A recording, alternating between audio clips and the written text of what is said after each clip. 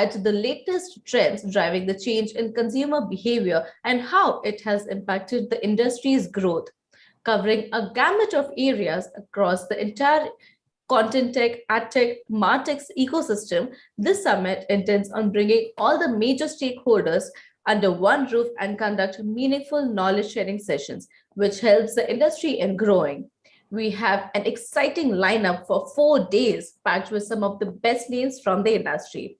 Well, before we move forward, we request you all to kindly check out the agenda for the day on CAM's website and check out the sessions planned out at the summit.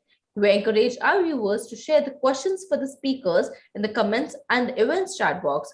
You can also share your perspective on the day's proceedings through your social media accounts. We can be found at ITV News with a Z on Twitter and Facebook and IndianTelevision.com on Instagram and LinkedIn. Don't forget to use the hashtag CAM in your post and tag our official handles. Now, none of this would have been possible without the tremendous support of our partners, and we would like to thank them all. Our co-powered by partner, PubMatic, industry partner, Adjust. This event is produced and executed by ITV 2.0 Productions. Now, without much further ado, let's begin with our Power Pack Day. And we start with our first session on planning for connected TV, new emerging trends. And for this session, I would like to invite a distinguished list of panelists, and they are Mr. Iceberg Pauls, Lead Product Strategist from Adjust, Ms. Neeti Kumar, Chief Operations Officer from Starcom, Mr. Sanjay Singhal, Chief Operating Officer, Dairy and Beverages from ITC Limited, Mr. Udit Medirata, Chief Marketing Officer from Homelane, Mr. Vijay Anand Kunduri, Regional Vice President, OTT and CTV PubMatic. And this session will be moderated by Mr. Chinmay Chandratre, General Manager, Medicine World. I welcome you all and over to you, Mr. Chinmay. Thank you, Deenal. Good afternoon, ladies and gentlemen. I'm Chinmay Chandratre, General Manager, Madison World. I often call myself as a digital enthusiast in this ever-evolving digital ecosystem. Today, I'm here to moderate a panel on a very interesting topic called connected TVs, which I believe is a new kid on this advertising block. As per Pitch Madison Report 2022, connected TV already has an audience base of roughly 45 million, which contributes to roughly 8 to 10% of digital base as of today. It has grown 9x in last 5 years. It is estimated that the audience size on connected TV would be roughly 120 plus million by 2025, which then would be roughly 15% of digital base. As per reports, share of TVs versus overall TV shipments in India has already reached 84% in 2021. As compared to 64% in 2020. Such staggering numbers indicate that this media vehicle is here to stay. There are quite a few questions when it comes to our mind when we are discussing this topic. Is it a trend or is it a fad? Is it effective? Does it even have any scale? Is it a powerful addition to a marketer's toolbox when we are devising our video strategies? Let's hear it from our panel on their views on how to plan, how to measure, and how to optimize on connected TVs. Today on the panel, we already have, the team has already been introduced, and we have a stellar panelist on this group. It's a great combination of all speakers from brand side, from media side, as well as from product and measurement side. So with this, I'll start to my panel discussion, starting with a question to Mr. Sanjay. According to me, FMCG has always been a strong believer in mass media platform, which is television. Where do you see this new kid on the block named Connected TV fit into this marketing space? Hi, good afternoon, everyone, and thank you very much for inviting me. I think that your observation to a certain extent is right that, let's say ITC as a large packaged food manufacturer, typically the way you build these large brands in biscuits or snacks, or let's say in dairy, is by mass advertising. But obviously the game has changed, right? The game has changed, and the change is primarily, obviously, we all hear because of our consumers. The game has changed for two simple reasons. One is that as the consumer is looking for more refined options to consume in the personal care of food space, in the vectors of health, in the vectors of nutrition, or in the vectors of indulgence, there is a need to slice and dice the consumer segments and to be able to offer, in a manner of speaking, not one variety of a 5 rupee biscuit or a one variety of atta under Ashirvad, but 10 varieties of attas under Ashirvad, multigrain, sugar release control, etc., etc. Hence, and these are audiences who may be health inclined, who may be having certain requirements, which not necessarily are going to be met by communication on a mass media platform. So there is a need for targeting cohorts of consumers, which a TV cannot necessarily do very efficiently. That's one. Secondly, when we look at, and the COVID has really, I think, changed a lot of sensibilities of consumers towards health, nutrition, immunity. We also have Savlon as a brand, for example. And there we find that, see, you can communicate a certain message in a 30-second or a 20-second. But when you need to engage consumers, when you need to, in a manner of speaking, direct market to them, you to explain to them why they should consume a certain product, what is the science behind it, I think there is a need for a more engaging medium, or more frequency also built up, which a connected TV allows versus a mass media. And thirdly, I again said that whatever we all do is because of the consumer, right? The consumer, she is the king or he is the king. I think that ultimately, if consumers are cutting cords, then what is the use of only doing TV? So I think it's horses for courses. I am not saying that the TV spend of someone like ITC Foods is zero, but definitely a large proportion is getting moved to new age mediums, for example, and I think that is being enabled. I know we have panelists from the measurement media here, the measurement world here. I think there's some very good work despite challenging times happening. I think a big enabler for that has been that today, when our brand teams, and we run multiple brands across categories, when our brand teams plan along with the media teams and media agencies, we're able to more or less, with a certain leap of faith, and it's a leap of faith because the data may not be exact. But I'm saying that 30 years back, when India started TV, satellite TV, even then data was not perfect, right? But we took a leap of faith as marketeers and media agencies. With a certain leap of faith, I think our brand teams and our media teams are able to plan and run a full video planning with TV and with other options.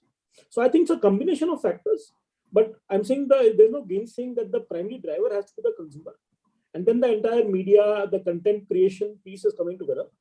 And I think that, hence, I would say that a very large part currently of our media spend is not necessarily on TV, especially on brands which are targeting youngsters. But the last point I want to make is, and you'll be surprised to hear that while we have brands which you may feel are targeting youngsters like Bingo snacks or Yippee noodles, it's actually our Atta brand, Ashirvad, okay, which is the largest spender on non-TV into OTT, digital, etc. That's the power of engagement. So that's all I want to say. Very interesting insight shared by Mr. Sanjay from an FMCG space. Moving on to Udit, for a brand which has been built as a digital first brand, how do you see the inclusion of connected TVs in the media mix? What, according to you, is fueling the growth of this medium? Yeah, so frankly, for us, connected TV is the new TV. So for a lot of digital brands like ours, as we look to scale, this is where we are going to instead of going to TV.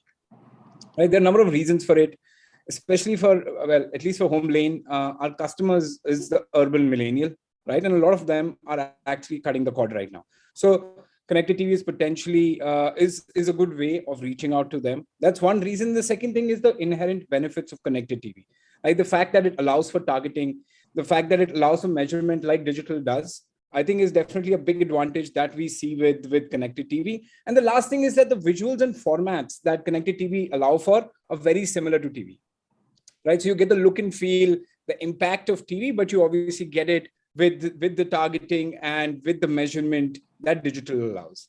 I think the only disadvantage that we see is scale at this point. I understand there are about 20 million households who have connected TV at this point in India, but I was reading somewhere that this is going to increase by 4 times in the next 3-4 years, right? So I think that problem should sort for itself. But at this point, I think connected TV is definitely an essential part. It's the new TV. as long as it's able to address the reach concern that sort of is inherent to it right now. Interesting. So I'll get neatly into this debate now. We've heard Sanjay and Udit talk about from the brand's lens. We would want to hear it from the media lens, because we've often heard a media debate or in the media ecosystem, what is an optimal TVs to digital ratios that we should operate at. We from a context of connected TVs, do we consider connected TV to be a digital medium purely basis the transmission, or should we consider it to be a television medium basis the way it is consumed? What is your take on this entire connected TV space? Yeah, so Chinmay, I think that's a really interesting question, and it's you're almost sounding like our clients when you're asking this. A lot of discussions happening around this across plans, whether it's traditional advertisers or the ones who, like Homelane, for instance, are already digital first, right? Right.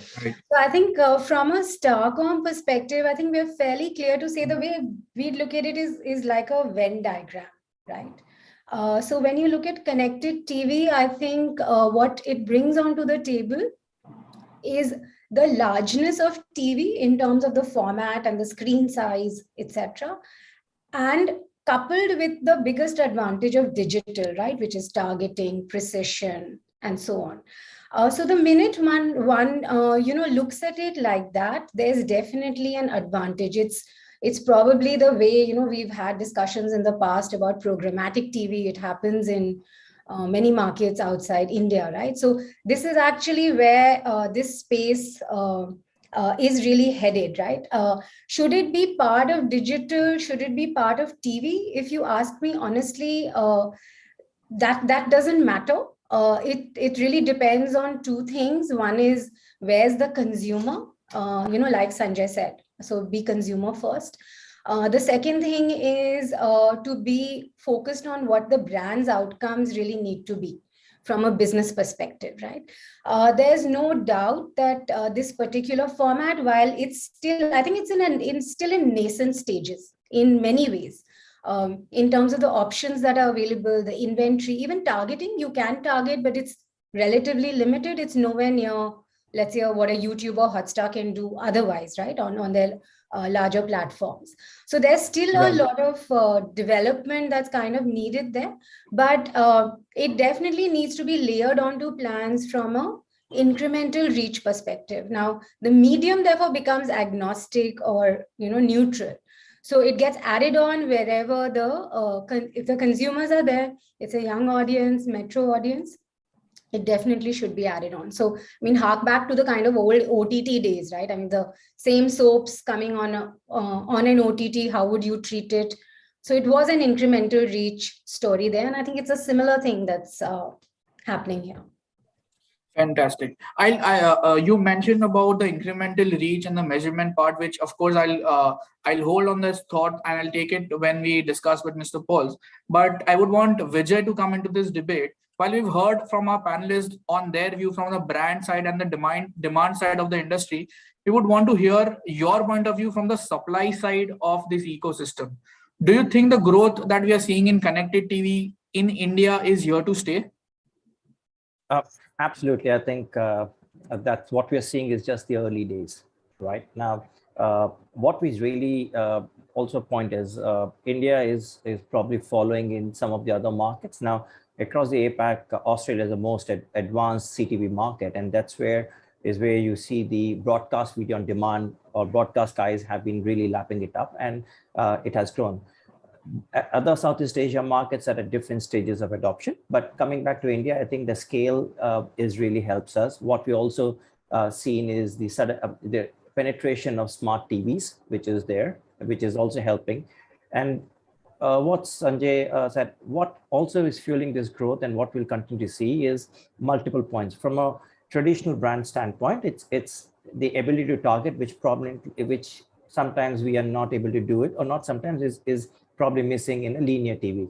When you look at the digital first brands like what Udit mentioned, it brings in the benefit of digital targeting, the big screen experience, and that's where you start, and the format which helps us to get going. And what Niti again mentioned is about the incremental reach, which of course is there, and it's also probably is the area of still a discussion whether are we able to match it or not. But what really has happened is a movement back from a small screen to big screen.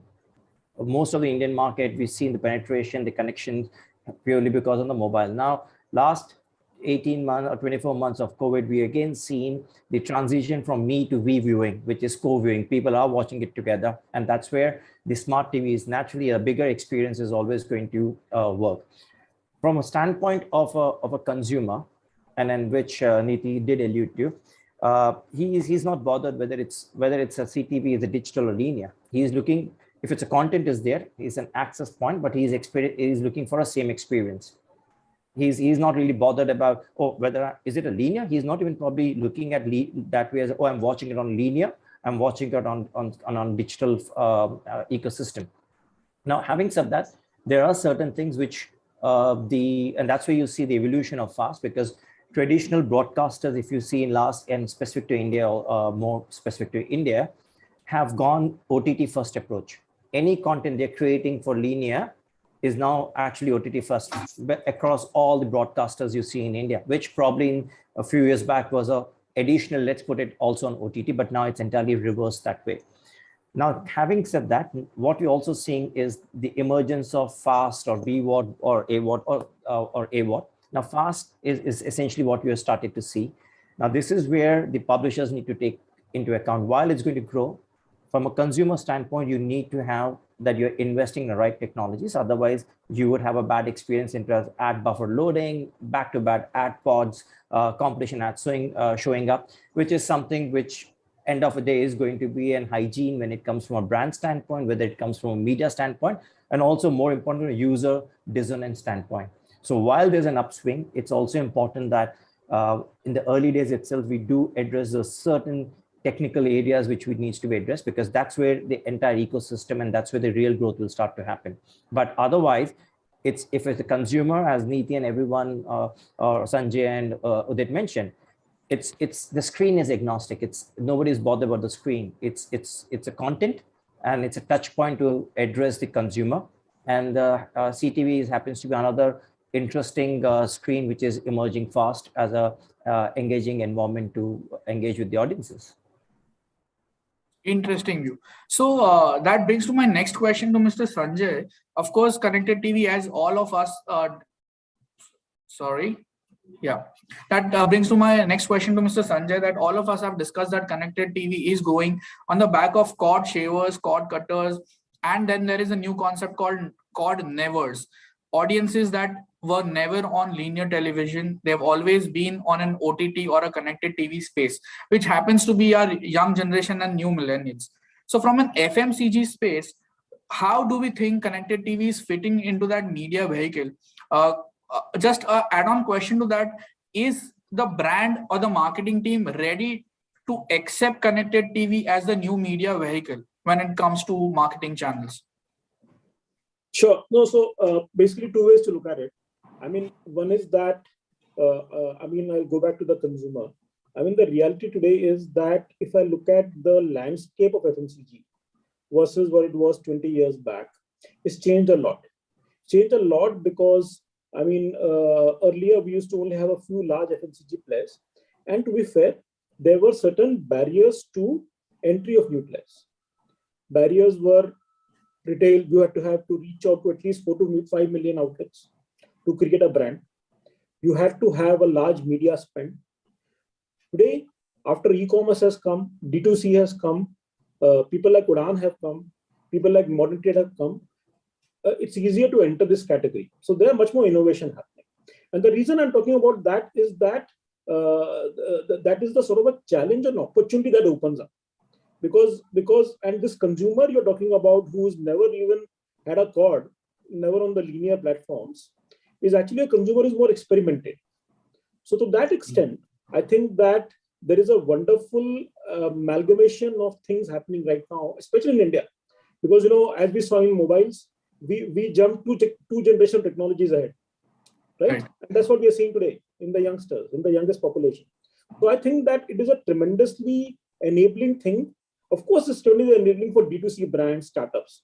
But I'm saying ultimately that even a large FMCG company like us, we are a group of brands And each of our brands is a group of brands and sub-brands. So again, I will go back to Atta. While we may have $1 billion Atta brand, that Atta brand also has some new kits. For example, a sugar release control Atta, an Atta which is gluten-free. Now that new kid on the block is also, in a manner of speaking, needs to appeal to the new kid on the block, which is basically a cord cutter or never been with a cord. And I think that hence there is an opportunity, which is there for these sort of offering, these sort of opportunities to actually be done. Number one. Now come to the other part. I always spoke about consumer. Now let me start from the marketer, to be true to my trade. Okay. Now, now basically, I mean, if you look at marketeers, and I've worked on global brands and Indian brands. I mean, one of the biggest, I would say, if you talk to large global companies and marketeers, one of the biggest enablers and I would say points of freedom for them has been that they've had the opportunity to move out from make one TVC after 3 months of research, right, for 5 years or 2 years, to actually create more content more often. So not only is there an opportunity to engage consumers more contextually, more often, more storytelling, vivid storytelling, which is contextual, topical, whatever you may say. But I would say on a lighter note before I end, it also gives the opportunity for young marketeers and country marketeers, if you're working in a global company, to actually create content without getting stuck in with regional and global approvals for 6 months. So that is, the inside story if I talk to my friends in global companies. So I think there are many things working for us. Right. Thank you, Sanjay, for sharing that with us. Coming to Neeti, the question that I would want to ask you is a question that is then divided into 2 sub-questions. The primary question that I'm asking you is there a challenge in acceptance of connected TV purely from 2 domains? One is the marketer or the brand domain. Of course, Sanjay has shared his insights, but would want to listen to your point of view where you have been discussing this space with a large set of other brand marketers and clients, and an acceptance of the same between your offline and online planners, because we've always seen a question, where do we fit connected TV in a TV or a digital space? Or are we moving into a more evolved digital media planning ecosystem because of which the TV and the traditional way of planning is taking a backseat? So I'll take the first question first, right? When it comes to marketers and clients, right? What's the acceptance? So I think to be honest, Chinmay, I think this panel has fairly evolved marketers who've been kind of who are at the edge of using new technologies like this, but there's a bunch of clients who are still learning, right? For them. Right. This is very new. So we've even had questions where we've, and rightly so, where we've presented this on plans where, the marketers have actually asked us what exactly is connected TV. So, explain it to me. So is it about the device? Is it about the consumption? Is it about the audience? What really is it all about, right? So I think there is, from clients and marketers' perspective, there's still a large set who still need education, who still need to understand it, right? On the other hand, so there are a lot of concept level conversations need to be had, right? And at a, similar to when, something like a D2H came in or the OTTs came in, right? So questions like that, very, very kind of ground level questions on how will it work? Will it actually add incremental reach? What's the data that's available, etc. Right? So on one hand, there's all of that. So that's where it's not resistance. I think it's more education is the word that I'd use. So I think a lot of marketers need to be educated before they decide to put dollars, even experimentative dollars behind this, right? But there's also a set, right? So for example, we at Starcom, we work with a lot of new age clients like Nykaa, Lenskart, Fresh to Home, Farm Easy, right? There, we don't need to have these kind of conversations. There, it's more about how can it be used more effectively, because a lot of the marketers there also are young. They are cord cutters or maybe even cord nevers, some of them themselves, right? So they know that's how they kind of consume it. So it's actually a bit of both, but still I think a large level of education, comfort, exactly how will it work. I think that space, we're still taking steps there, right? Right. Now, when it comes to the agency, yeah, it's a bit of a catch-22. Does it lie in offline? Does it lie in online? Should you treat it like TV? Should you treat it like digital? So I think the solve for us here at Starcom and the way we've kind of tackled it is we now mostly have integrated teams, right? So the person who's leading a business is an integrated person who understands how digital works and how TV works and print works, right? So they are able to then take a call based on what's the best way to drive business outcome or incremental reach or whatever the kind of KPIs are. Based on that, does this make sense? And actually we encourage teams to look at it from a very agnostic perspective. And the way it's bought is still more in the digital domain. It's not bought like TV is bought. So obviously the digital specialists come in there, they kick in terms. So a programmatic and offline planner can't do. So the teams need to kind of work together, because we've also seen consumption of connected TV, the time, day parts and all is very similar to linear TV, right? So if both insights come together, I think that's the best combination. So I think that's where we are heading. Thank you. So I'll get Iceberg Pulse into this debate finally. Sorry to keep you waiting, but we have arrived to the classic question that we all want to hear your point of view about is measurement on connected TVs. Do we actually measure it the way we measure it on television, that is your GRPs and the SOV ways? Or do we actually measure it from a digital medium, that is your connected, completed views, VTRs and reach angle? Please share your point of view on the measurements on connected TV. Yeah, thank you very much. I think you can do, well, technically you can do both. It depends a bit what your exact goal is. I can echo what Niti said about, it's not so much about online or offline, it's more about branding or performance. Now, when you're looking for so the traditional branders who have always been on television, they apply the same types of measurement, with panels and things like that to connected TV, and up to a point that makes a lot of sense. What I see in markets across the entire globe is that now performance-driven marketers are entering the television space, exactly because it's now CTV, which means that it becomes measurable in a way that facilitates performance marketing. There is a case for combining the two. I mean, you can think about, for example, a brand like Coca-Cola that can also, work with an app and measure performance. I also don't think that we're that far away from a fully digitalized and comprehensive way of measuring branding. The technology is there, the data is there. It's just that implementing it is a tough cookie. And that's going to take a lot of time. And also from a product perspective, it's going to take time before everybody gets it right. Yeah, a lot of measurement is possible. Now, maybe one more point when you look from the performance angle.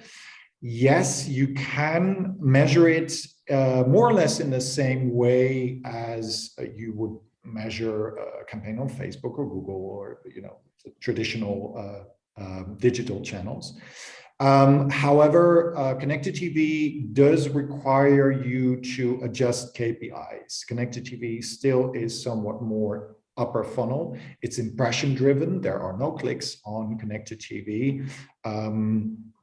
So at least not in the same way as there are clicks on a mobile phone or on a desktop device, which leads to a very different I mean, the methodology we apply is not fundamentally different, but you do, and there I can echo Niti again. Here comes the connected TV one-on-one. A lot of digital marketers are used to looking at last touch data. That's what they've been doing for the last 15, 20 years. Connected TV definitely requires you to take a multi-touch approach when it comes to measurement. But even that is possible. It's something that can be facilitated. And like I said, hopefully we can come to a more integrated solution which covers branding effects as well. Thank you, Isbert, for sharing that piece of information with us. My next question would be to Udit. For the general understanding is that a digital first brand should have and will have a stronger audience measurement solution.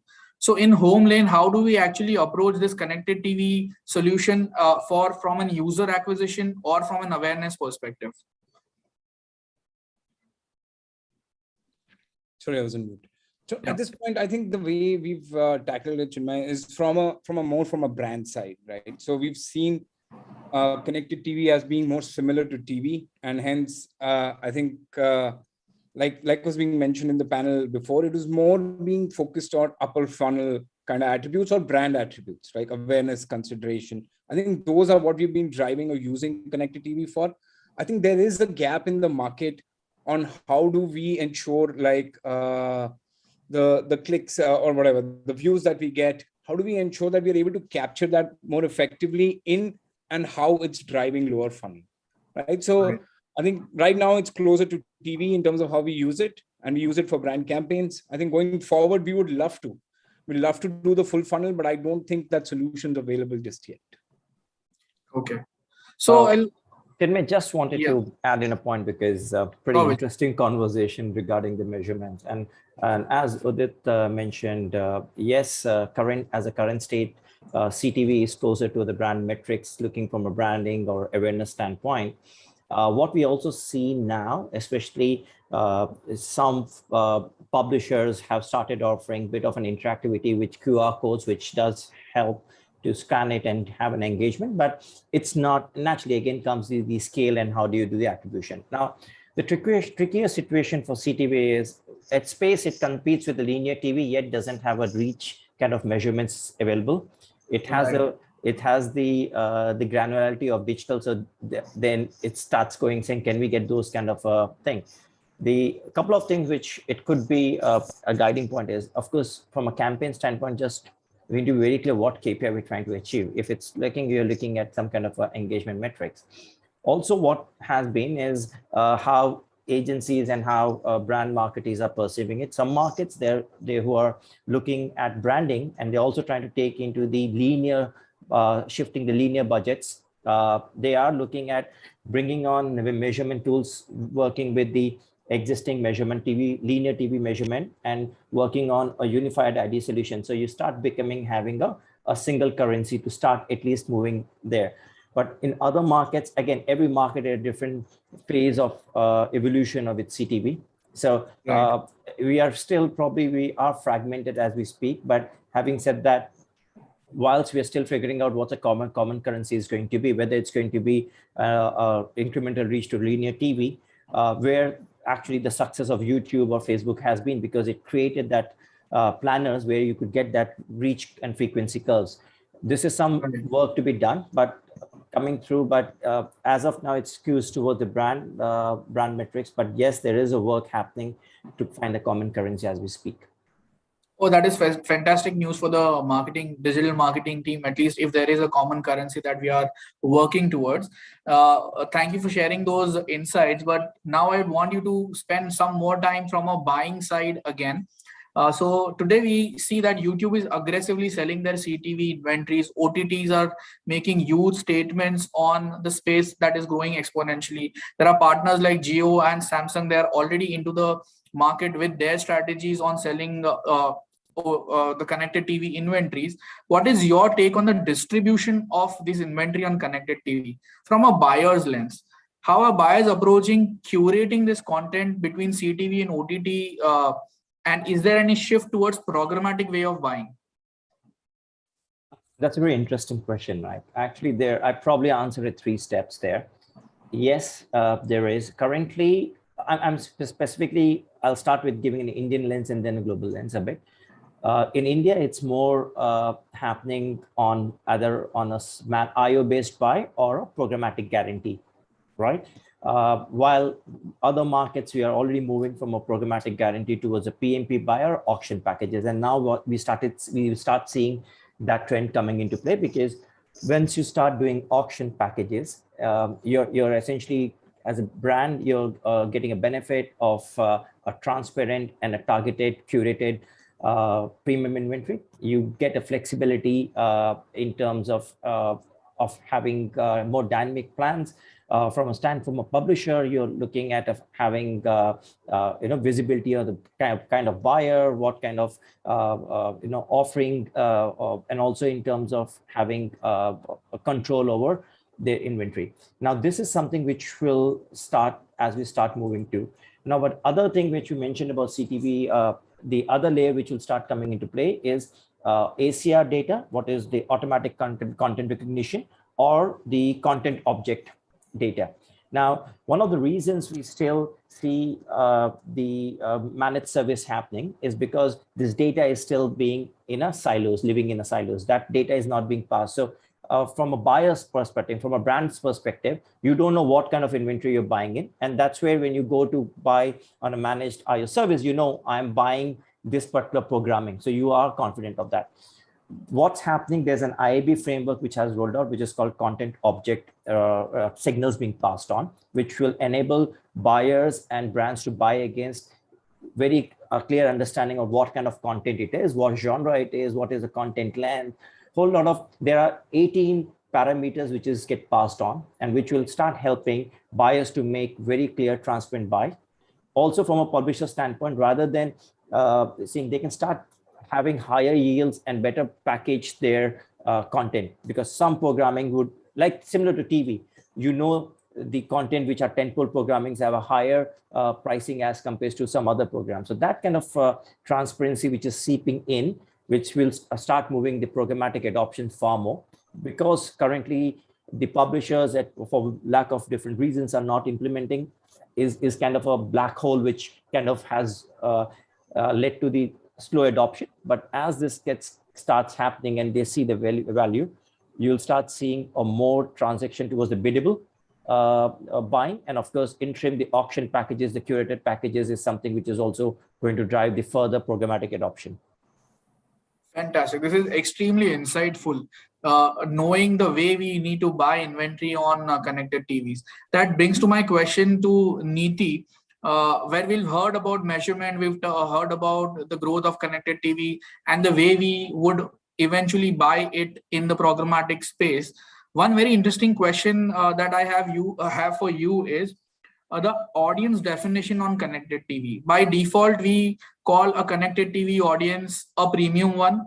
A lot of partners who are selling inventory also call it the premium inventory. Whereas this connected TV, actually the market leaders who are selling this connected TVs are Xiaomi, Redmi, OnePlus, who essentially are selling these devices at a very low cost compared to your Sonys and Samsungs of the world. So do we then still call the connected TV as a premium inventory or not a premium inventory? How does this affect our media planning in a way?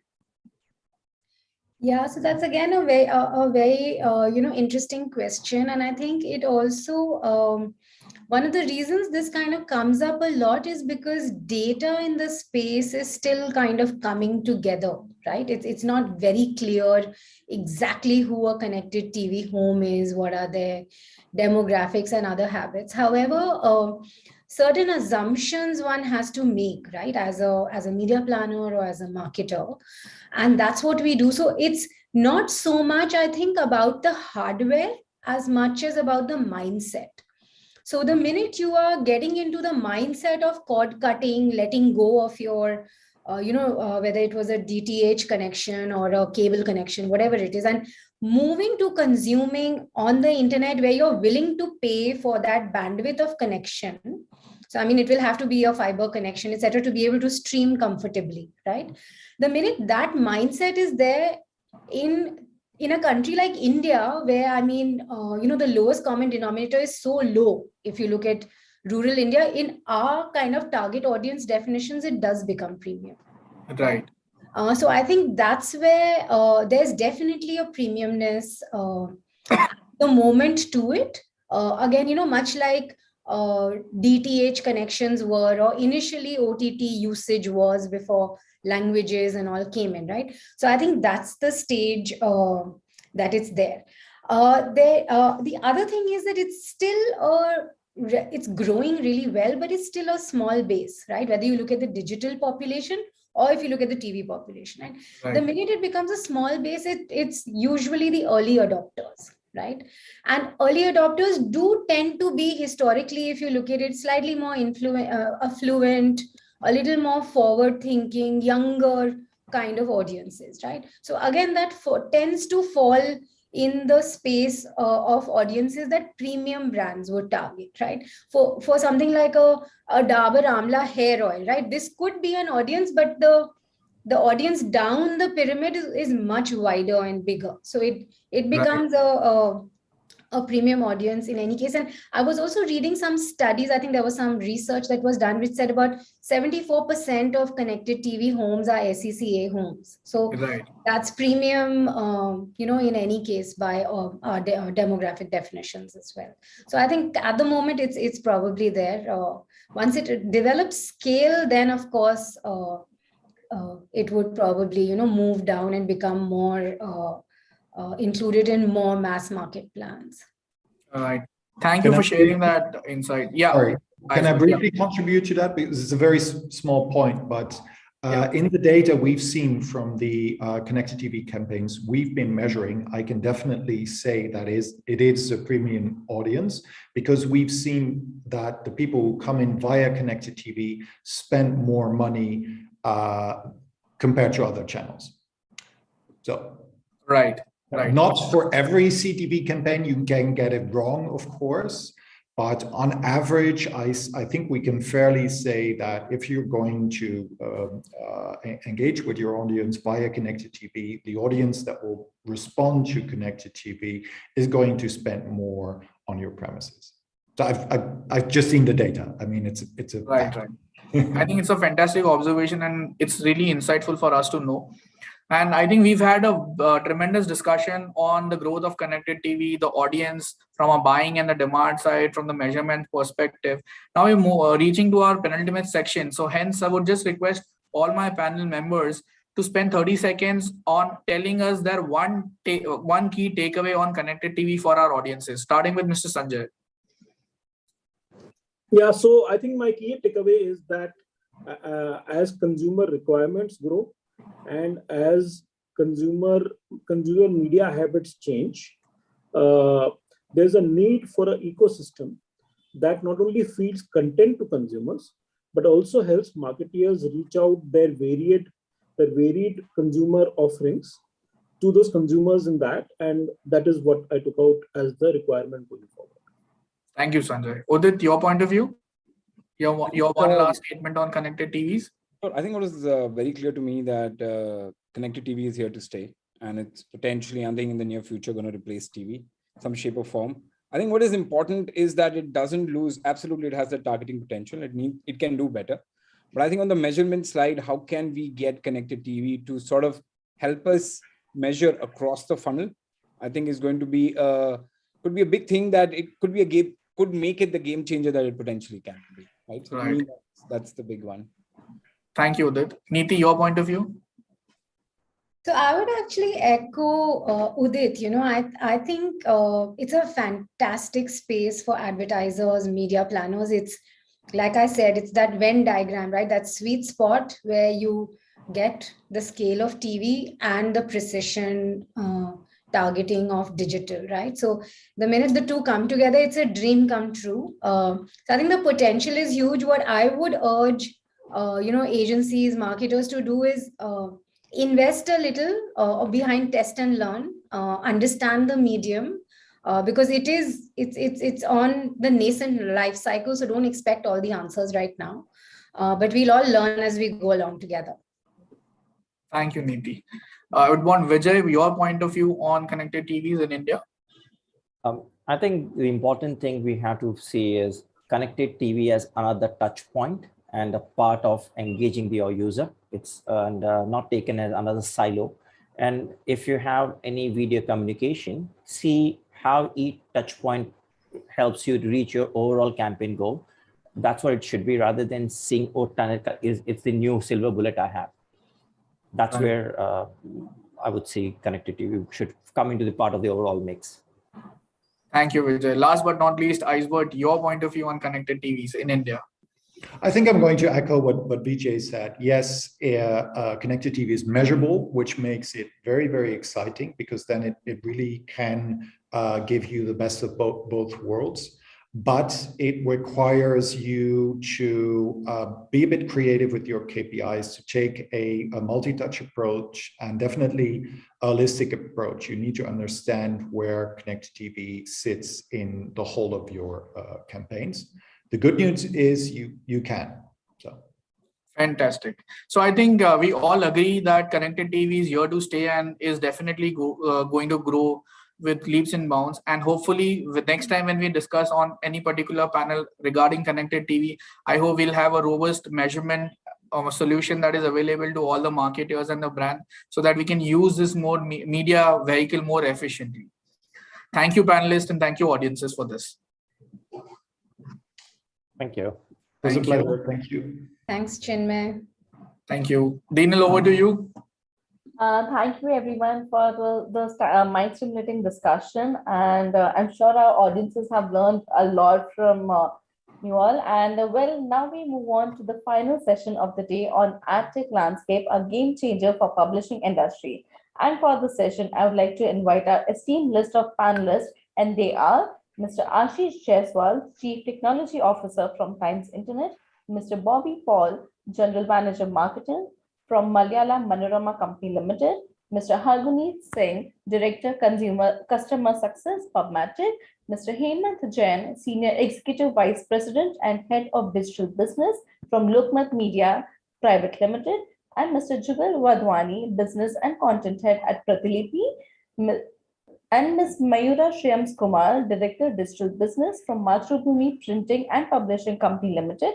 Unfortunately, Ms. Mayura could not join due to a personal medical emergency, and this session will be moderated by Mr. Anil Vanwari, Founder, CEO and Editor-in-Chief from IndianTelevision.com Group. I welcome you all, and over to you, sir. Thank you very much. Just wanted to inform my esteemed co-panelist, I'm in Cannes right now in the south of France. No, but I'm not on the beach, not on the party. I'm recovering from COVID and have been stuck here for the past 12 to 15 days. So any faux pas from my side, please forgive me and excuse me. I'm kind of, and if I do start coughing, please forgive me. But let's get on with the show. Do we have all the panelists in the house? Yes, we do have them. Now, let me begin by asking, we are an online publisher ourselves, running a host of different publications online. We face many challenges as publishers. So, there's been a lot of fragmentation of audiences happening, especially between our own platforms and third-party platforms. I'm putting out videos on YouTube. We're putting out videos on Facebook. We are putting out things on Josh. We're putting out things on Daily Hunt. We're putting on, on various platforms. So, in terms of trying to drive our advertising revenues and, aggregating these audiences, what are the challenges that each one of the publishers is facing? Who'd like to begin? I mean, Jugal, do you want to begin? Hi guys. You know what? I'm more from the platform side, so I think I'll let the publishers speak. We are more on the other side of the equation at the moment. Great. Okay. Thank you. So let's begin with Ashish. Do you want to speak on this? Sure, Anil. Yeah. You rightly said, I think the fragmentation, it's the same content being available in multiple places. And that is a challenge. But I think I'm I mean, in order to tackle it, if you see, one of the strategy can be to kind of have means from a content publisher perspective to have the reach of the content on multiple platforms. So you're not only publishing the content on your own app or site. I think if you can make sure that the content is available on multiple various platforms, you are connected to your audiences on those platforms. I think you can easily solve the problem, bring them back for more immersive, rich experience on your site. This way you can bring the back audience to your platform. So probably that is one of the way we are tackling it on our side. Okay. Hemant, you want to step in? Yeah, sure. Thank you, Anil, and hope you recover soon. I'm hoping too. It's been 10 days of battling with it started. Everyone thinks COVID's gone. It's very much alive, and it kicks you harder this time when you get it. Sure. Yes. So I would like to start with one of my favorite lines, which is what demonetization could not do to digital payments, COVID-19 did to the digital news media and the other publishers. Can you speak a little louder? I can't hear you at all. So what demonetization could not do to digital payments, COVID-19 did to digital media. I think so what it did for all of us collectively. I don't really think there would be anyone who would be speaking about audience degrowth during the last 2.5 years. All of us witnessed sporadic and tremendous growth in terms of audience metrics, whether it is in terms of unique visitors, in terms of page views, and what that also resulted finally is increase of available ad inventory. So I think so one of the biggest challenges today, which all the publishers collectively, all of us face, is availability of large inventory. But if you look at the fill rates, and also if you look in terms of the CPMs, especially for a regional online news media site like us, it's an extremely challenging situation. So that's point number one. Point number two, we have seen a huge shift in India in terms of adoption to digital in various forms. So I still remember in 2006, 2007, India was largely a feature phone driven economy. And then suddenly over the last 10, 15 years, we have seen how there has been a complete shift from feature phone to smartphone. And similarly, if you look at consumption of content online today, we are largely a mobile first economy with 96 to 97% of all users being mobile users. Now, when you look at the size of the mobile screen, if you ask me personally, I really struggle in terms of how do I optimize or balance between a viewer's or reader's experience of content, reading content, watching content, versus giving the right kind of visibility to a brand campaign in terms of how you kind of place your banners, and there's so much action happening within the single page, and because of the size of the screen, it kind of makes the whole task more difficult. Point number three, again, I'm speaking as a single language website, single language news website, representing them. So today, when you look at some of the large media houses in the country in terms of their digital presence, they are not operating in a single language. They are operating in multiple languages. So what's happening is the kind of rates they are able to offer, because today when you look at a brand, he's looking in terms of buying audiences. While we have been talking about quality of customers, we're talking about targeted campaigns, etc. I think so still there's a lot of bulk buying which happens. And they have been able to offer rates which kind of does not make the whole business look very lucrative. And point number four, I would say again, there has been a shift in consumer behavior. What used to be destination viewing in terms of people typing in lokmat.com or timesofindia.com, etc., etc. Now the discovery of content is happening through multiple touch points. So it could be a Facebook news feed, it's happening on WhatsApp, it's happening on ShareChat, it's happening on Daily News Hunt, Geo News, etc., etc.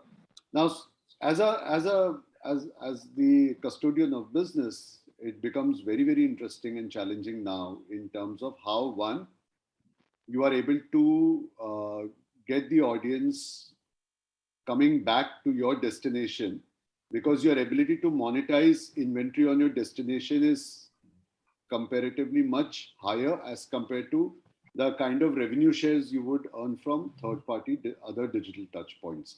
So I think so that while there are multiple challenges, there are also, it keeps pushing you every day to keep innovating and looking at newer opportunities.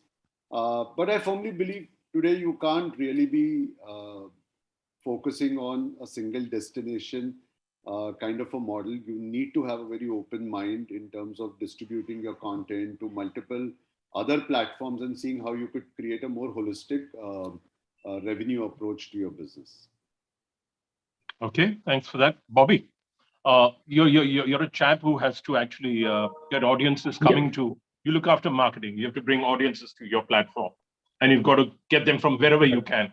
So what is the biggest challenge you face, especially using tech as far as marketing is concerned? Right. I hope I'm audible. Yes, you are audible, Bobby. Right. Okay. So I would like to look at it as this problem to a solution is basically, there are two sides of a coin. So one is basically when you put a content out, this fragmentation is your choice. You want to make your content discoverable as much as possible. So either you can keep it in your own walled garden or on your site or with various platform and aggregators, totally your choice. So from a content standpoint, you have to actually make sure your content is available when and where your audiences are there. So that's one part. The other part is basically on the monetization part. I'll come to that a little later. So when you're talking about discoverability or availability of your content on various platforms, you have to keep rule number one as, all these platforms and aggregators are basically like tenants. You can go there, put your tent, stay for some time, as long as it is working for you. So there are platforms which has worked for us, who has given us incremental traffic to our organic sites. So as long as you wish, you stay, but never ever think that that's your permanent residence. No, that's not the case. Second one is basically when you have this audience coming onto your other aggregators and platforms, you should devise strategies to make sure that how can I entice them to come to my own platform where I have little more control.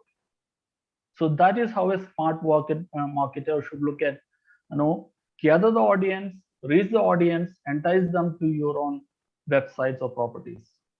Now coming to the monetization side, right? The primary factor most of the online publishers right now struggle is because most of the web properties, at least in India, are free to air. You don't take any audience data, you just put your content, people come freely access and just they go, right? So we have very least amount or no or little data, most of the publishers. Now as the AdTech or the ecosystem is evolving, we are facing some troubles. It's already started happening. Minor tweaks or changes in the algorithm or the way they function, the publishers are getting affected. So now we have to build our own data. There is no doubt on it. But the thing is that that is going to take a little more time. But there is a catch here in the space we operate in is basically generic news space in India is very tough one to crack, especially on a payment or a freemium model, because there are a lot of avenues to get this news, and unless and until there is something very very specific, latent need which you are addressing, which is not available elsewhere, people or audience will not come and pay for that news. Don't cluster it along with entertainment and other genres where people are propensity to pay a high. But for generic news, it's a very very difficult task. So we have to start experimenting and kind of work towards how we can improve this. So that's my. We'll come to the general news and specifics, because you're a Malayalam publication. You would be very very clearly targeted. So that's an audience which may not be available elsewhere. Possibly it could be, but it needn't be available. So that puts you in a much better spot than others. Absolutely, I agree to that point. Also, when it comes to monetization, we use various AdTech and players and platforms to monetize, because whenever you have a site which you have multi geo traffic coming in, like we have almost around 180 country traffic coming in from, you cannot be directly present in all these places. So definitely there are ways to actually monetize using all this digital ad ecosystem what is available. That's what we use it. But we always bet on our direct sales team, at least for India and Kerala, because yield per CPM is 10x larger than what I get from a platform. That much I can with surety I can say. Great. Harunji, that's what that brings you in here. Is programmatic a solution for these guys? But they don't seem to be finding it as a solution. I hope I pronounced your name properly here. It's Hargunit, Anil, but Hargunit, yes. sorry. Hargunit. No worries. Yeah. No worries at all. Hope you get well soon. No, so Thank I you. completely agree with what the panel has said. I think Bobby, as well as Hemant, hit on certain challenges, but also opportunities at the same time. Where the industry is headed, publishers need to take a lot more control back. I think historically a lot of control has remained with certain black boxes. I think this is the time where publishers have to look at taking control back. And I think AdTech and programmatic is one of the key tools for that. Like Bobby said, I think one example he mentioned was most publishers, right? Most publishers in India, even the local language publishers, get traffic from multiple countries because we have Indian audiences, Indian diaspora across the world. So you cannot have a sales team in every market. So that's definitely a big plus point, immediate plus point. Second, in terms of audiences, right? Whether your audiences are on your own platforms or on third-party platforms, you have to find a way to bring them back to your platform so that you can build those profiles.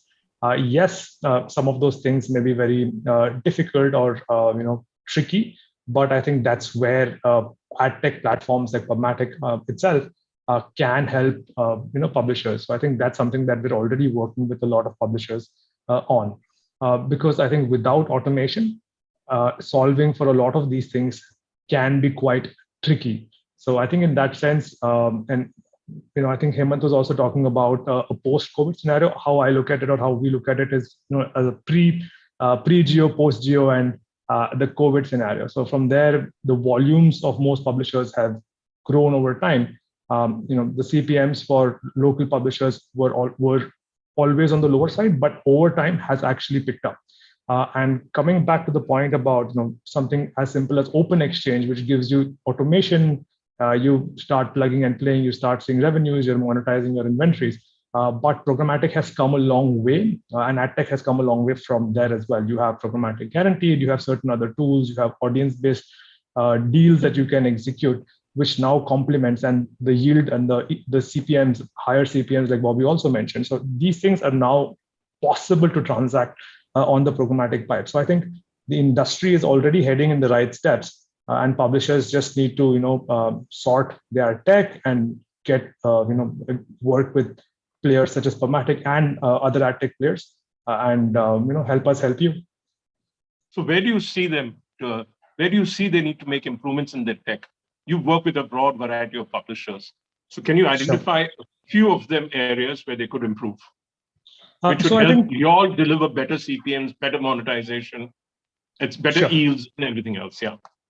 Sure. I think the first thing would be, with the entire change in the cookies and third-party cookies that is going to happen in 23. I think publishers need to focus on their audiences now, being able to build those audience profiles, being able to figure out different ways to monetize that.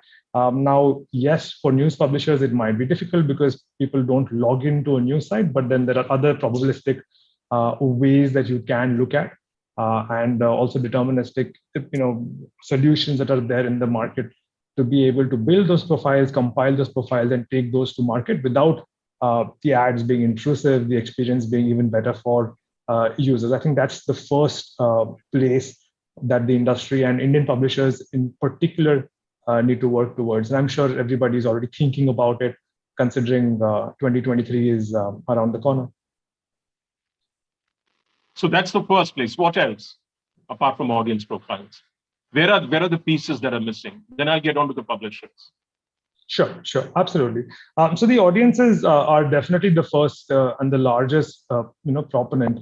The second thing would primarily be in terms of managing or balancing their open exchange and their PG revenues, right? At present, a lot of the publishers tend to depend primarily on PGs, the ones who do it very extensively, and the ones who don't make zero revenues from the guaranteed stream. So I think that balance needs to be built out, because that then helps third parties like PubMatic curate specific deals, take it to the market, and help publishers make a lot more revenues and leverage those audiences, because it all ties back to audiences in the sense that that's the new currency that everybody is looking at. The problem is which is the right way forward is a bit tricky right now. I think as we head closer to 23, all of those pieces will fall into place as well. Okay. Now, Jugal, you belong to a unique, you said you're a platform.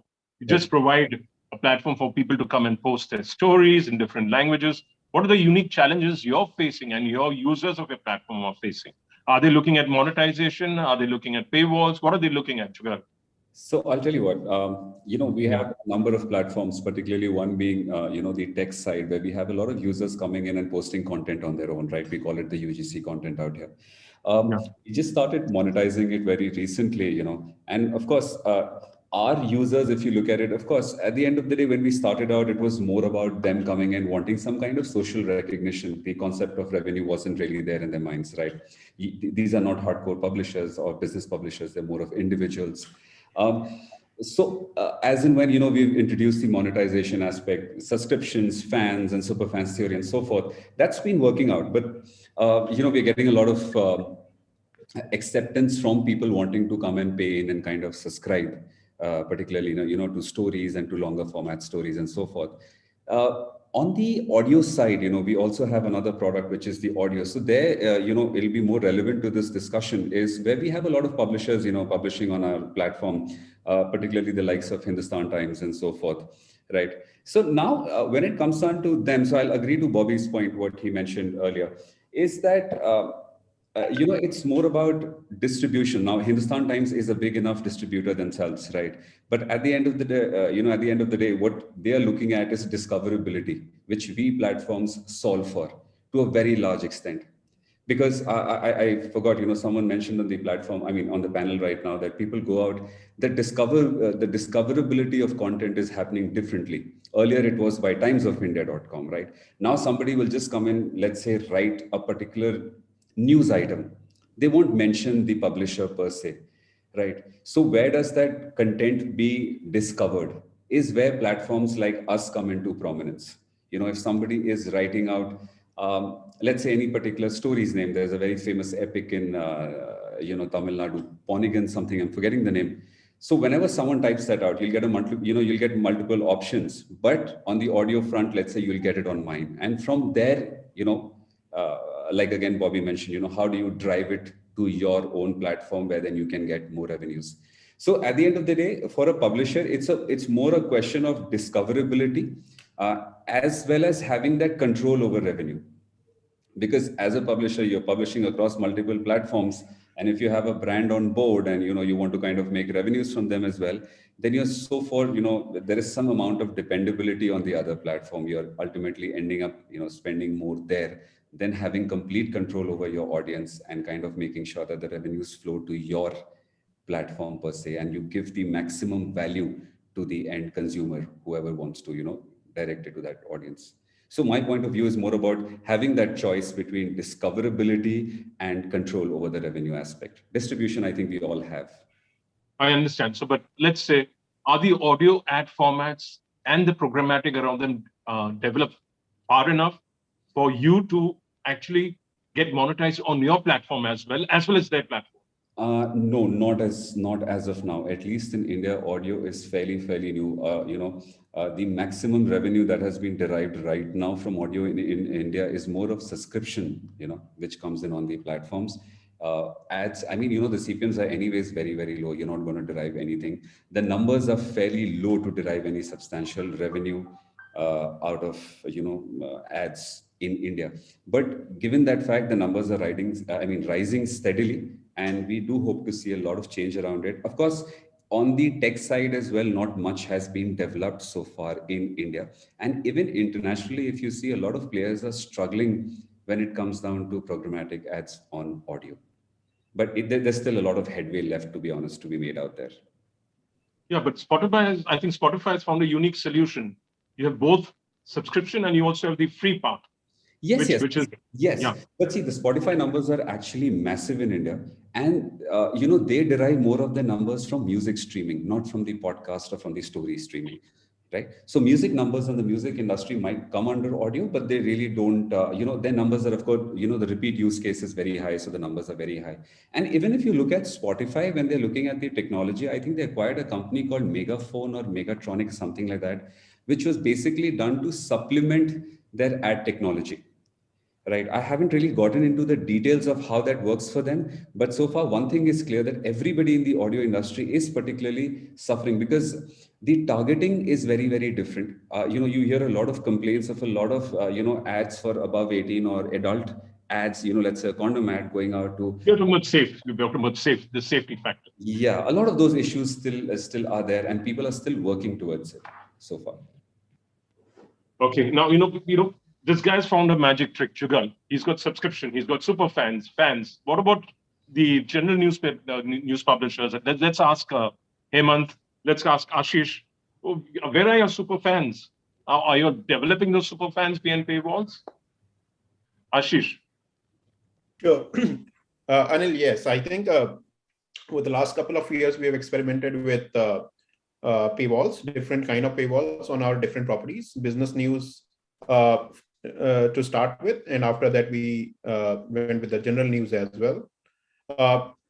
I think, and I would say that requires a long planning. I think you need to understand your readers well, the kind of value they are looking for, the kind of information they are looking for, building on top of it so that you can give that value prop back to them, rightly communicating it to them about those values, and then making sure that they pay in some way for that content and keep repeating that in long run.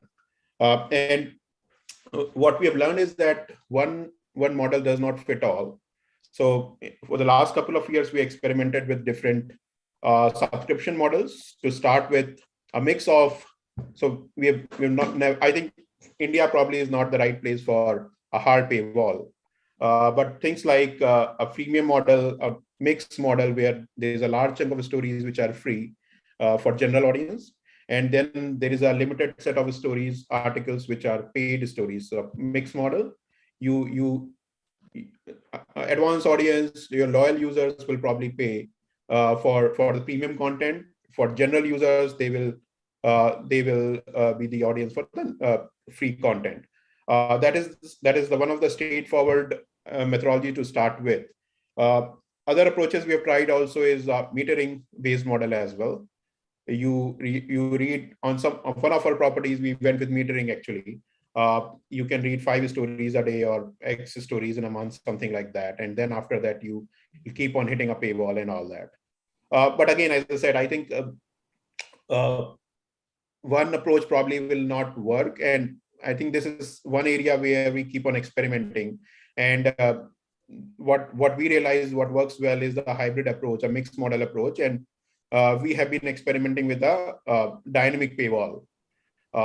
And why it is also important is, and I'll come to the dynamic paywall part, but why it is also important is, as I think as some of the panelists said, that audience in India probably are mixed. Many of them will probably pay, not pay, etc. So you have to figure out the right loyal users, and also at the same time you have to figure out how do you not impact your ad revenue while building for the subscription. So maintaining optimal balance between two is very important. And coming back to the dynamic paywall, I think this is where the technology can play a role. Instead of dividing the content into 2 categories, paid versus free, if you can figure out a model where you can figure out who is a propensity to subscribe model. And there are organizations, at least outside India, who have proven that it works well for them.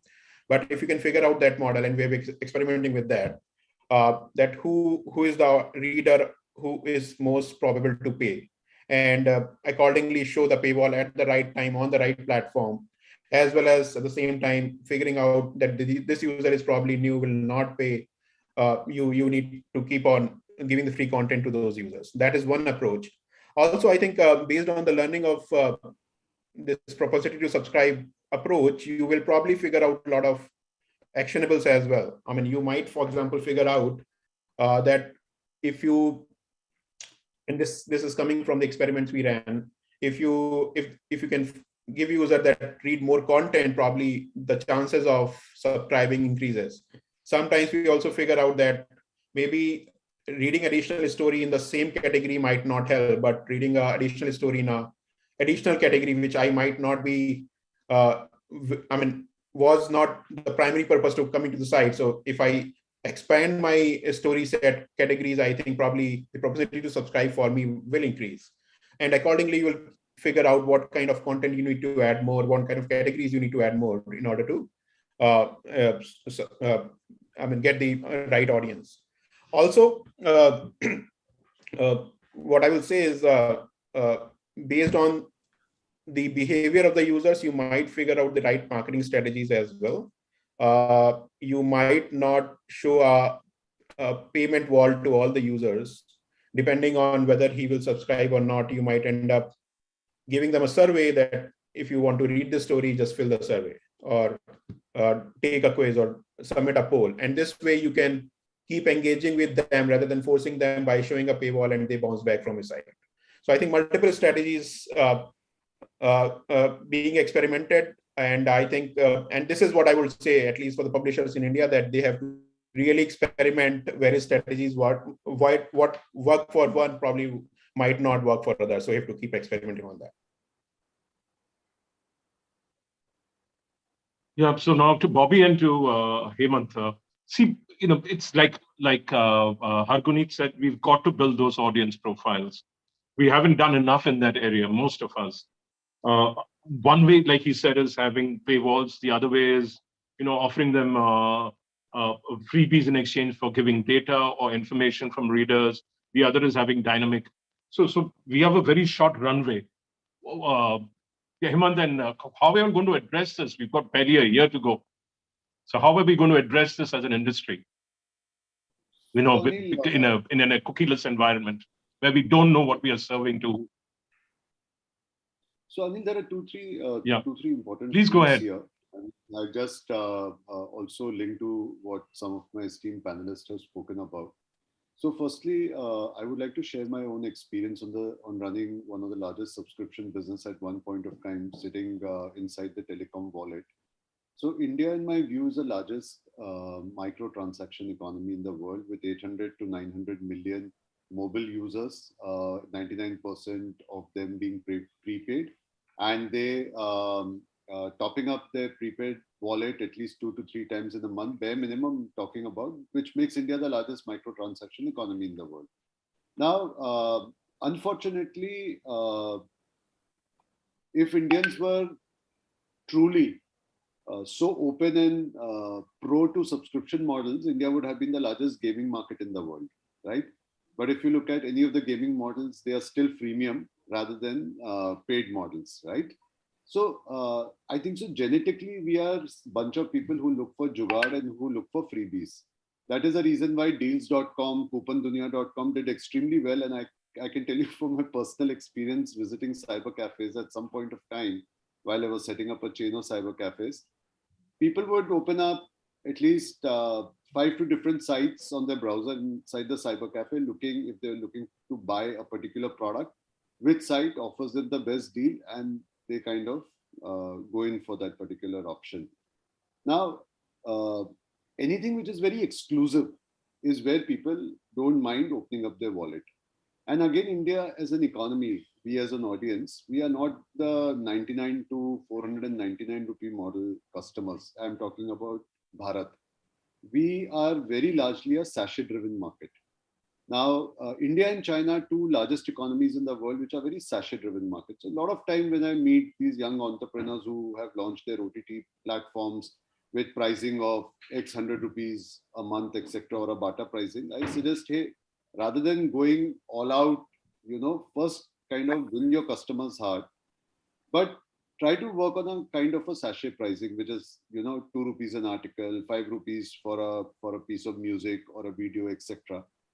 So I think so from a news publication point of view, publisher standpoint of view, I firmly believe the bigger opportunity for subscription is on specialized news content, more researched, well-researched news content rather than a generic piece of news content. And that is where a lot of news media brands, because of the legacy and the kind of journalism they did for last so many years, they have been able to build a very strong subscription business. For just to name one of them is the Hindu.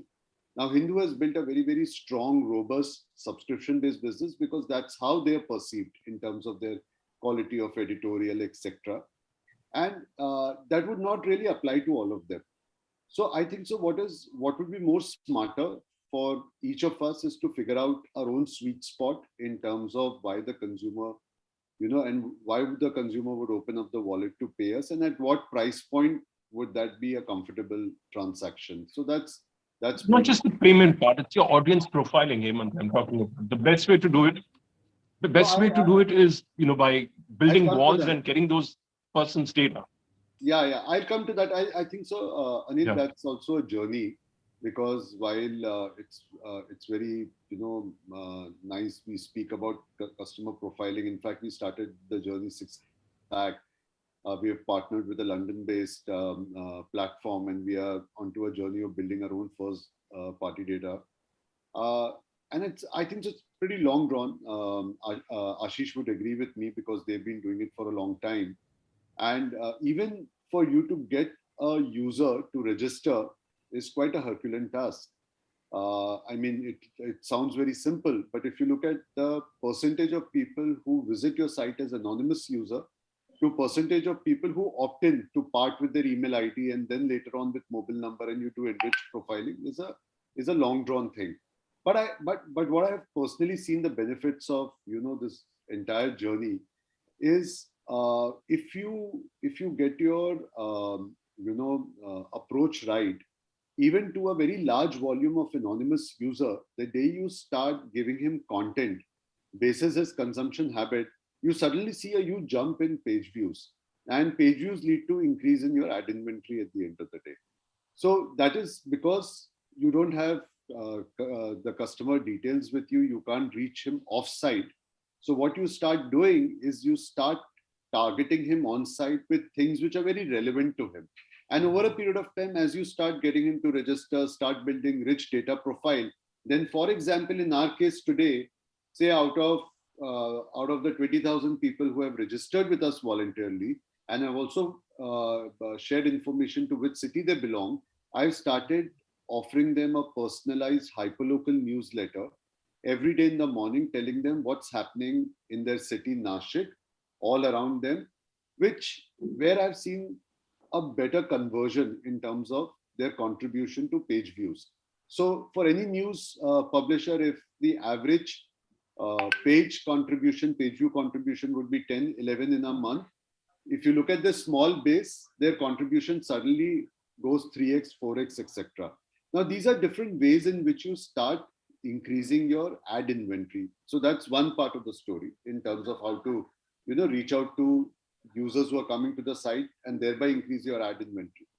And the other part is in terms of, definitely, I would say AdTech plays a very important role if you get your maths right, because for a long time, a lot of regional news publishers who came in late, for them it was Google AdSense, and especially I would like to make a statement here that when you look at beyond English, Hindi, the CPM rates are so low that you sometimes wonder why are you even filling up the inventory, right?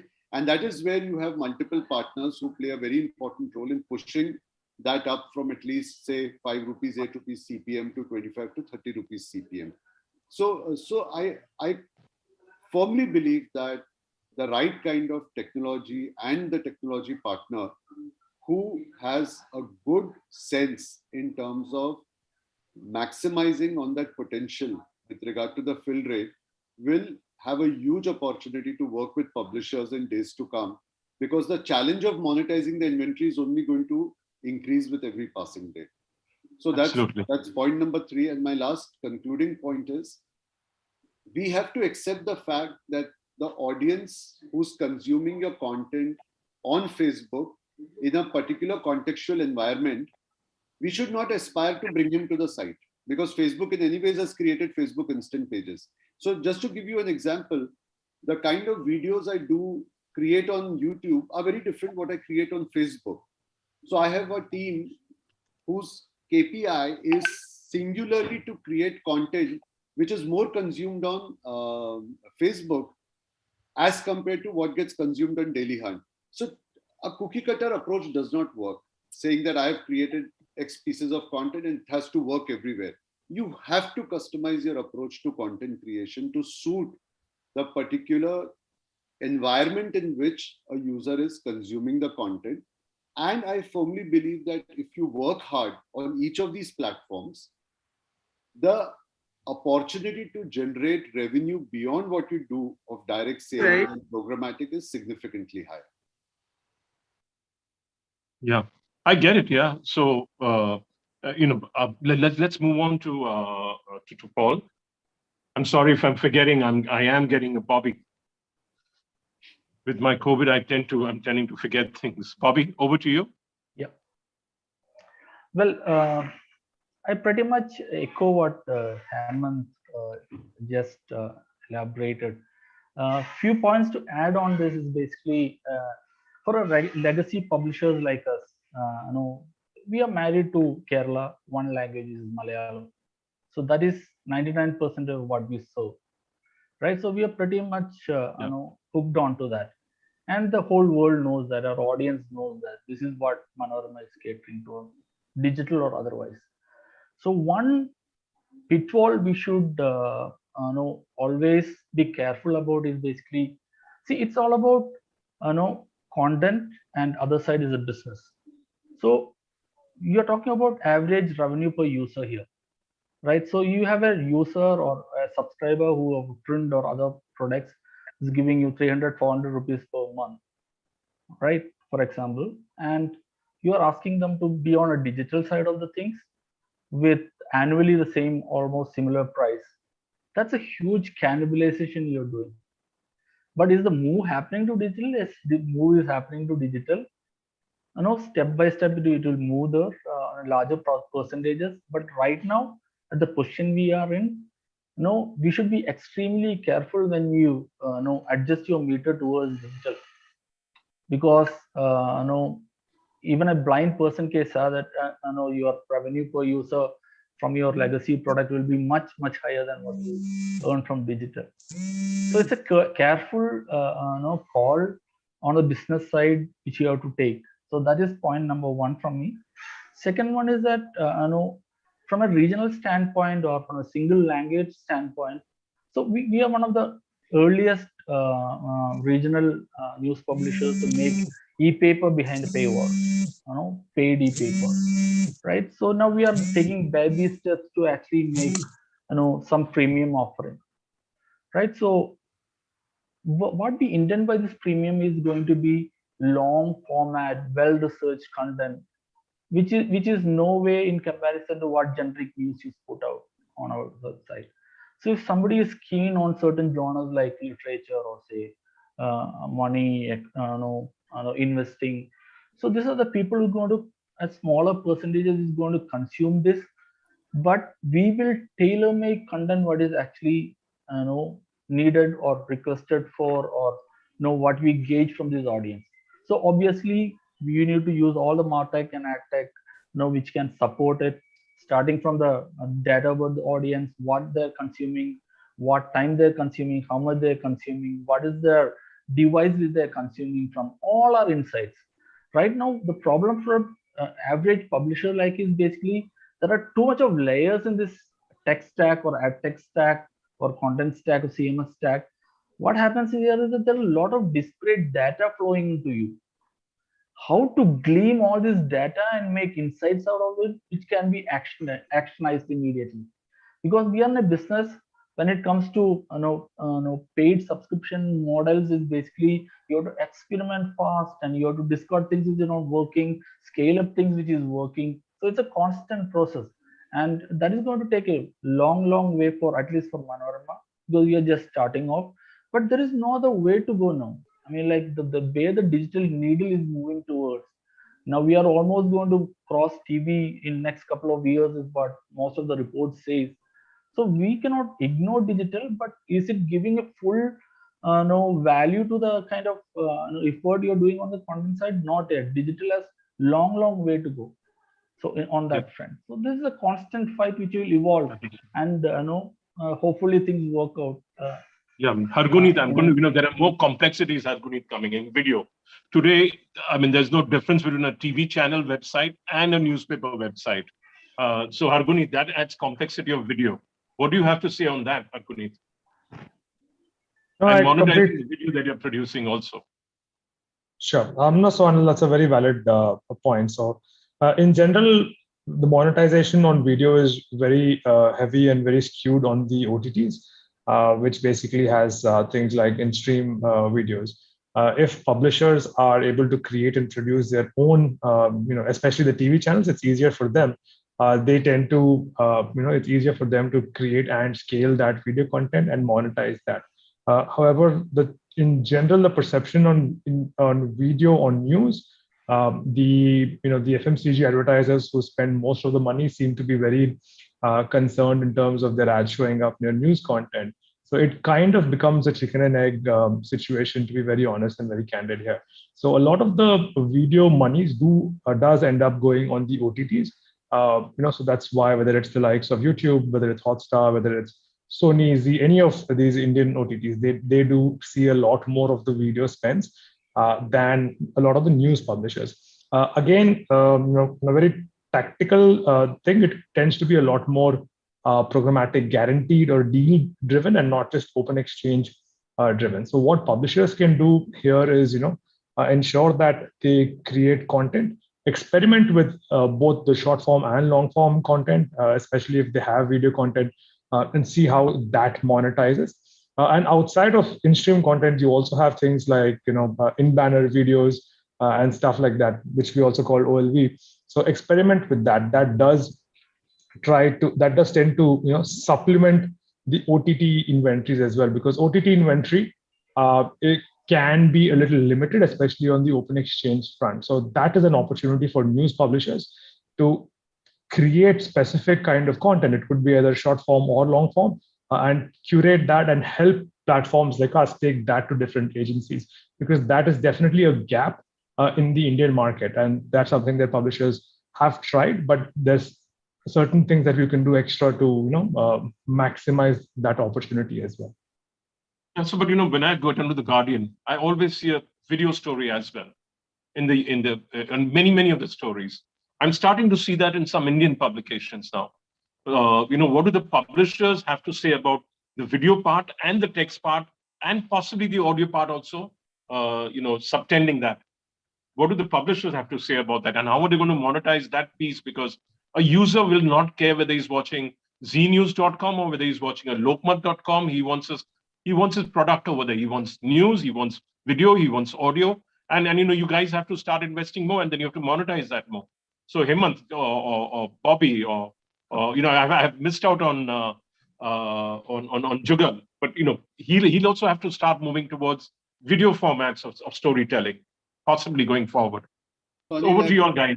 So Anil, I could just tell you that the journey we took post joining in 2016, while we were moving into a web-based news model,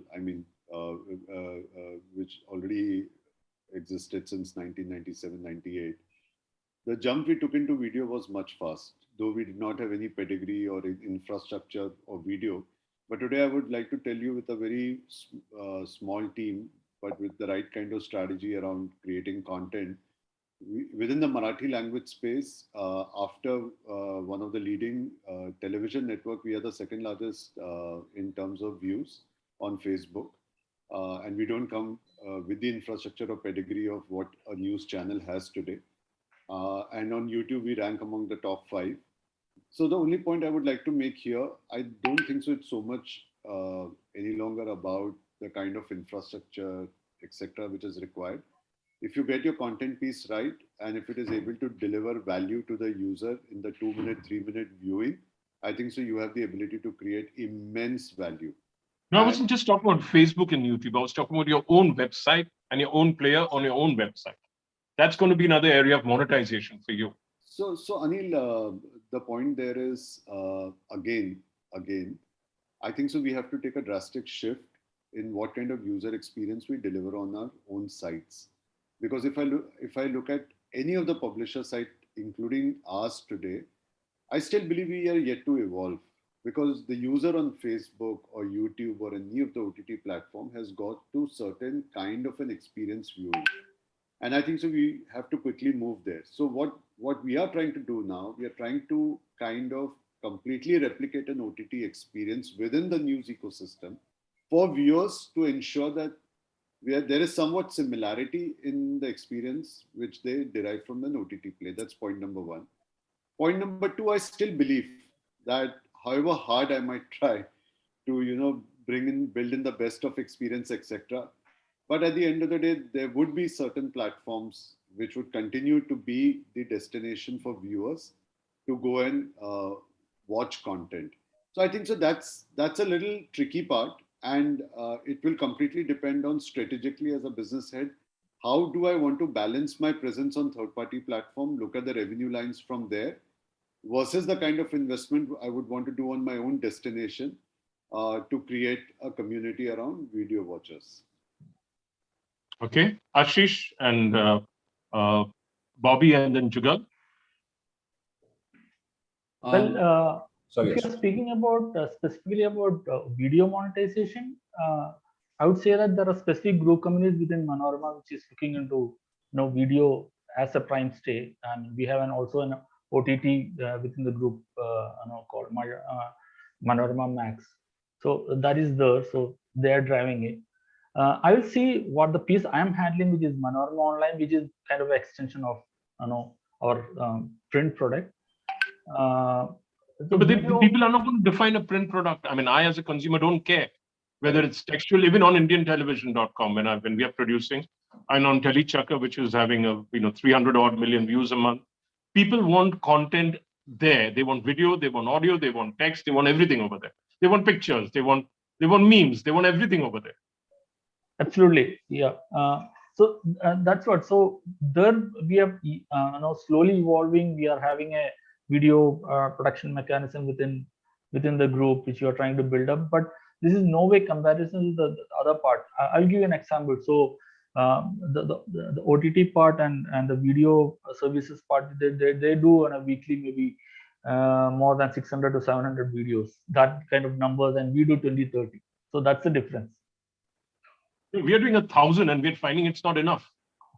It's not enough. It also depends on the bandwidth, of your team. How much you can, do that. But the audiences want more and more video. Absolutely. They want text, they want video, they want audio, they want everything under the sun. Come on, yeah. Everything, yeah. But they're not ready to pay. That part will come to as we go along. Ashish, your perspective on video and monetization of video.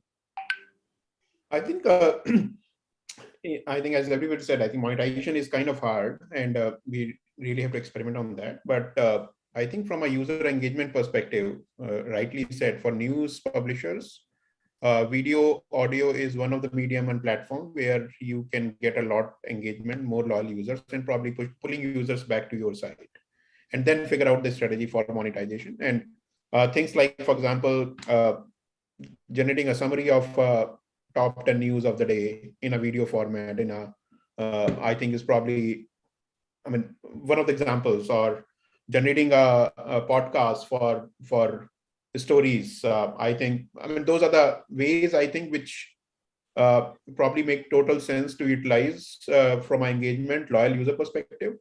How monetization will happen? I think probably once you have engaged users and more page views, etc., monetization will come, but that is to need to be figured out. Okay. So let's have some last words. I think we've been speaking for far too long now. Last words from each of you all on, the future for, as far as AdTech monetization is concerned, using AdTech to monetize, MarTech to monetize, and, overall, the future for each one of us publishers, beginning with Ashish. I think one of the hot topics these days is third-party cookies going away 2023. Yeah. A lot of changes have happened already on Firefox and Apple platforms. So I think tracking preventions and all this stuff. That is one of the biggest challenge everybody has to solve for. And I think if you look back, why third-party cookie was so heavily used or is so heavily used is it is very easy to use, implement, and build on top of it. And I think whether you build analytics or tracking or ad, whatever, I think everybody's relying on third-party cookie these days. But having said that, I think probably it's not the end of the world. I mean, some of the panelists already talk about it. I think having your first-party data, and now how you can get it, what are the ways you can gather first-party data, and strategy can be different for different publishers. But for example, login can be your paywall. You're not asking the user to pay, but you're asking to log in or filling up a survey, etc. But I think building first-party data is going to be the key. That is one. Obviously, contextual advertising is always a option, but I think first-party data, along with some of the alternate IDs, unified ID, which is kind of coming up, being discussed, I think can be an approach. And obviously, the Google's privacy sandbox project, I think, is opening up and probably bringing in some new specs. The way you can still do serve the relevant ads to the user using topics API, and again, attribution, tracking, etc. There are ways which people are discussing. It's still not finalized, but I think will be the hot topic for the next 1.5 years. While everybody will move from current the way of advertising to the next model. Okay. Hemant, last words now. Yeah, I completely agree with Ashish. Just to add on a couple of points, I foresee a huge shift from what is called as a spray and pray volume-driven model to a very value-driven model. I think so. Everything would require a very high level of optimization to bring in efficiency. I would say right from the kind of valued content you create, which gets you quality audiences, able to deliver great great CTRs on campaigns, convincing brands to re-advertise with you, and it would more lead into ability of publishers to provide a more holistic solution across multiple digital touchpoints to meet the brand or advertisers' marketing objectives. I am very excited because I see the role of content going forward further increasing, where technology continue to be the biggest enabler in driving growth for all of us collectively. Okay. Jugal? Yeah. I'm going to be speaking more from the audio perspective. So just to round it off, I think we are fairly new, in terms of generating ad revenues when it comes down to audio. But at the same point of time, while technology also needs to be developed, and like Hemant said, technology will move the media forward and this entire industry forward. So far, I think on audio, as far as monetization is concerned, it's more about branded content going out. Yes. We didn't talk much about that with the publishers, but I guess in the absence of time, yeah. But branded content is going to be a way to go, not only for audio, even for them in a big way. Correct. Right. Like, I'll just touch on one last point. What Hemant mentioned about video, saying about, I really agree with his user experience point, where, when you say about having, let's say, a Lokmat having their own video experience, I'll again come back to the point that, discoverability will be very difficult on a Lokmat as compared to a YouTube. Of course, if Lokmat has millions, YouTube has billions. And the user experience, particularly, if I'm going to, as a user, if I want to watch video, I'll go on YouTube. I won't go on the platform, right? So that's what each of us need to strive for, because there are certain platforms which are designated with that particular user experience. So you might never see yourself doing video ever. Pradeep will never do. I think you'll have to move in that direction with storytellers. No, yeah, of course. You know what? We have a studio coming up. We also have some kind of what do you call it, animated cartoons which are there. But again, as a user, I don't have a separate app for video, where the I get it. experience is for video. So my videos are all on YouTube if they're very limited. So I'll use that. I really have to count the user experience part, which really counts. And where the user. So Anil, the point is you might continue to be the largest video creator, but in terms of destination, you might have a complete third-party distribution model, which is Facebook, Google. Which monetization is getting it's sucking so bad on YouTube today. Sucking so bad on YouTube. You don't feel like putting videos out there. No, but if you look at from a buyer's point of view, the kind of volume they look in terms of buying video inventory, I don't think so. There are many publishers who are today in that position to offer that kind of inventory on their own site. But the same content, when it goes on to your video first platforms like YouTube, then you have a much larger window to kind of monetize the same content. Right. Okay. Yeah. Bobby, you've got your last words, Bobby? Yeah. So pretty much most of the points are covered. My parting shots on this pointers will be definitely as the cookie depreciation happens as we speak by 2023 or near about. What will happen is that contextual advertising, even though it's nothing new, it will make a comeback, at least immediately to counter this. Unless by the time people will experiment with unique identifiers and things like that, by the time it gets streamlined, contextual will make a huge comeback. Another thing which I keep my eyes and ears open is basically you might be seeing a lot of lawsuits happening against walled gardens across the world, right? So there'll be a lot of cues we have to take from there, and how we are going to operate in certain geographies which you are very strong. For example, GCC is a very large market for us. How the things pan out there, whether you can freely monetize your ads, you have to take some consent management and that kind of thing. So that is another pointer which is very close to my heart on this point. Another one is the constant rise of connected TVs which is happening. Even in India standard, because there are a lot of cheap, Android and other TVs which is getting into the household. So, a shift to that, definitely will give video much more boom. But regular news players like us, we have to take stock how we are going to move and capitalize on that. And obviously, the other standard two ones are always around ad frauds, ad blockers, kind of scenarios which various platforms and publishers are tackling, and also the kind of the blindness or tiredness what is happening towards display advertising. So you see for last 3-4 years the display part of the business in India, and a lot of reports it says that it is almost stagnant, it's not growing. Maybe a degrowth also might start. So that are things which I think we should be very cautious about in the near future. That's it. Thank you. Yeah, Hargunit. No, I think everybody's summarized it quite well. I think 3 areas. One is definitely the audience and the addressability bit, which I think everybody spoke about. How we look at it, it's not something to be afraid of. It's an opportunity to, to reinvent the wheel. It's definitely an opportunity, and we should all look at it in that way. Second is, I think the question that everybody was talking about is driving users to your own properties versus YouTube or Instagram. I think the importance of the open internet is here to stay, and I think that in the coming year will become even more important. Like what Bobby was talking about, lawsuits. The whole issue with black box technologies will become even more prominent. So I urge all the publishers here to work towards having a free and open internet. That's one. And last but not least is CTV. I think you guys had a previous session as well on CTV, and that's something that's growing all over the world and in India as well, and video in general. So I think these are the 3 key areas where we will continue to see growth in India for publishers. And where do you see PubMatic moving to better serve those needs?